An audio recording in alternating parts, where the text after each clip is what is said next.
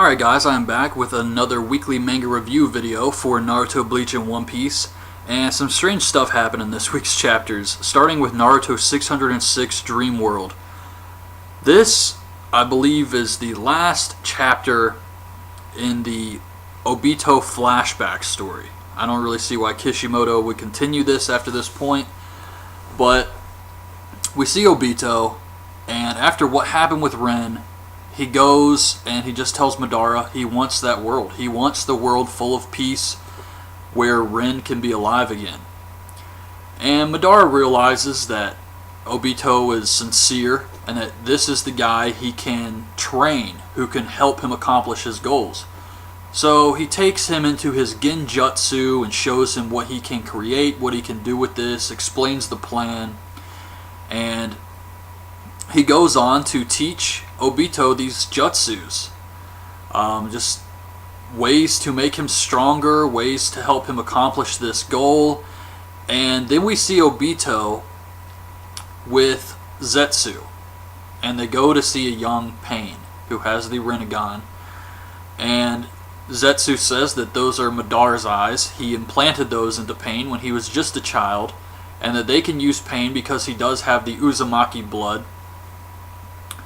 Or, no, it's not the Uzumaki blood, is it? Whatever Naruto's mother was, I can't even remember. But because he's part of that clan, he can accomplish this goal, and he's the only one who can bring Madara back because of that jutsu where Pain can revive anyone. So they go to see Pain to set this up, and Obito tells Pain he is Uchiha Madara. That's what he goes by. And then we see Madara, who implants his will, that's what he calls it, his will into Zetsu, one of these clones, and that's how he forms the half-black side. So he's got the white Zetsu, and then the other half-black side is, I guess, part of Madara. So Obito has that with him now, and I guess that's why Tobi and Zetsu were always so close, and always talking together, and Zetsu would spy on everything for Tobi. And that was really it. I don't think there's going to be any more of this happening. I think the flashback is over, and now we're going to get back to the fight with Kakashi, Naruto, Guy versus Madara and Obito. However, what I think is going to happen now is Kakashi is going to explain to Obito, you got it all wrong. I didn't kill Ren. He's going to tell him something about what was really happening. Obito's going to be like, oh my god, I've had it wrong all these years, and then he's going to help Kakashi fight Madara. That's what I think is going to happen here. And I don't know, maybe he'll still want to go through with the plan because he can live in a world with Ren. But yeah, I still think Obito's going to join the good guys just like everybody seems to do, and they're going to fight Madara together. So anyways, on to Bleach chapter 512, Everything But the Rain. I was kind of disappointed with this week's chapter of Bleach. Ichigo comes back. Some guy, I think it was some other guy. It didn't look like Ichigo, but some guy shows up. It didn't look like his dad. I'm not really sure who this guy was. But he breaks Ichigo free. And Ichigo shows up and challenges well, before he gets there, he finds Byakuya, who is still alive, barely. And he asks Ichigo to forgive him for getting killed, pretty much, and not being able to protect Renji and Rukia. And this pisses Ichigo off, and then Byakuya, I guess, is slowly going to die. And Ichigo goes and stands up to the Vandenreich leader, Juha Bach, and that was it.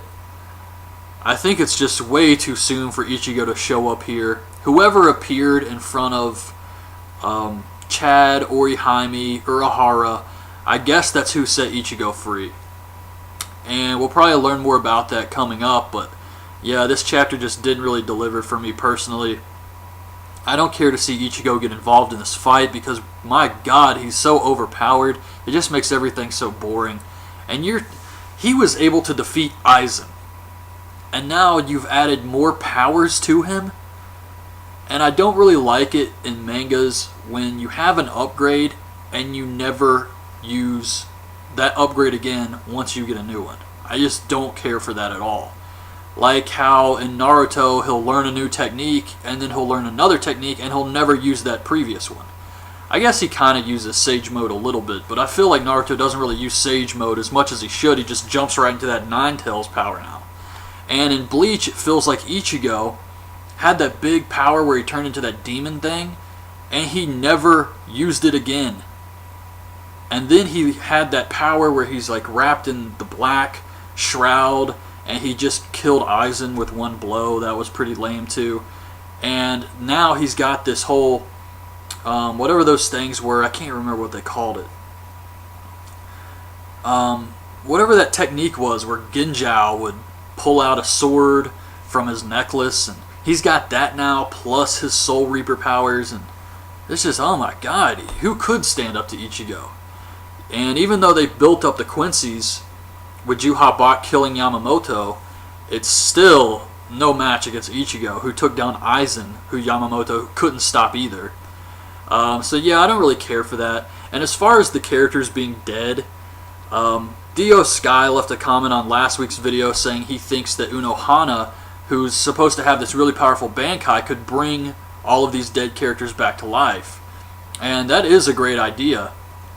I personally thought Orihime would be the one to bring the characters back, and Kubo would kill her off. She would strain, reach her limits, and just try to revive everyone, kind of like Pain did in Naruto, and this would end up killing her but save everyone else. That's kind of something I thought would happen, but now I'm starting to think, damn, nobody's dead once again. Rukia is going to somehow still be breathing. Renji too, if Byakuya survives. So, I still have really enjoyed this arc, but this was the first chapter since this arc started that I really could say wasn't that great. But in order to have the arrival of Ichigo, it's going to have to take something down a little bit. There's not going to be tons of fighting all this time, so I do kind of understand it at the same time. So, anyways, on to One Piece, chapter 685, I believe. Momonosuke, that's my name.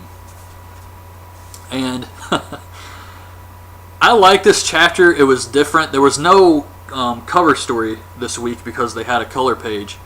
But Luffy is talking to Momonosuke in the trash can. And he's a dragon.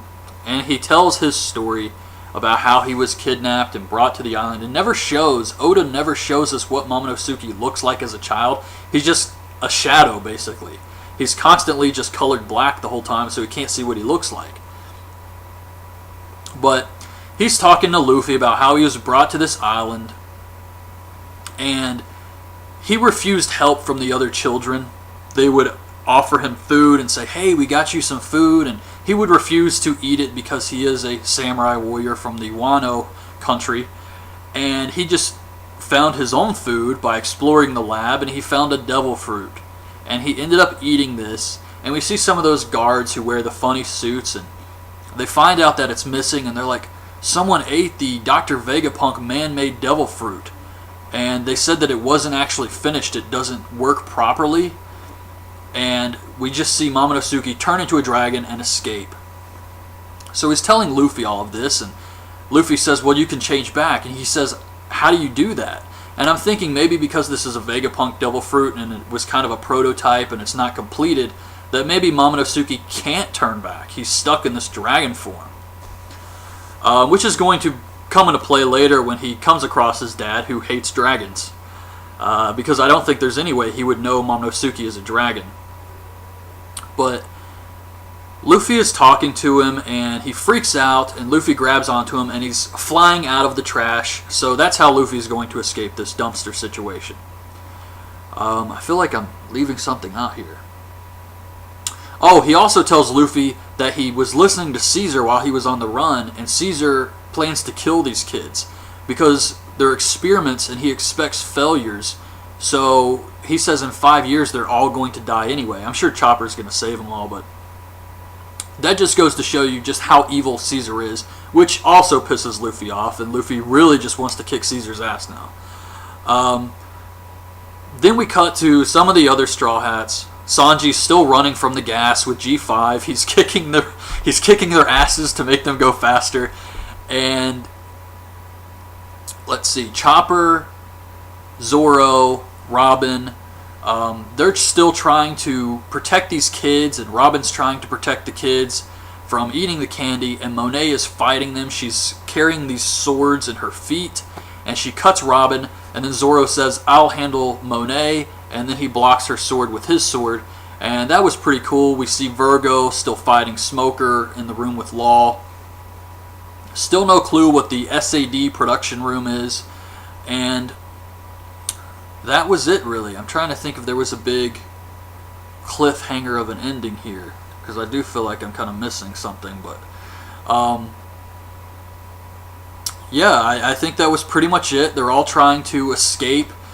Caesar set that up last week where he's going to close off all the other rooms so that they're forced into the same area, and I guess we'll see what happens there. It's going to be really cool, though, once they are all in the same area. We have all the Straw Hats, all the G5, Caesar's men, Luffy fighting Caesar. It should be really good. So I did really enjoy this week's chapter of One Piece. It was a little bit strange, but still a very interesting chapter. So anyways, I hope you guys liked this video. Leave your thoughts on this week's chapters in the comments below, and thanks for watching.